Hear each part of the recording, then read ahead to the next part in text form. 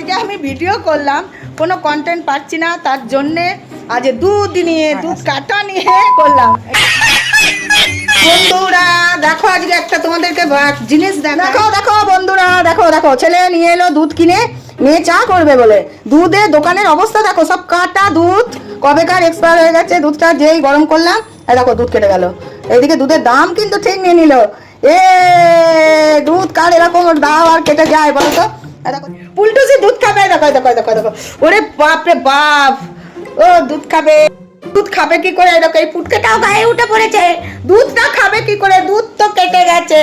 শোনো, আজকে আমি ভিডিও করলাম, কোনো কন্টেন্ট পাচ্ছি না, তার জন্যে আজ দুধ নিয়ে দুধ কাটা নিয়ে করলাম। এই যেটা করতে হবে বলো, সেই জন্য তোমাদেরকে বলছি একটু লাইক তো করো ইয়ার, কমেন্ট তো করো।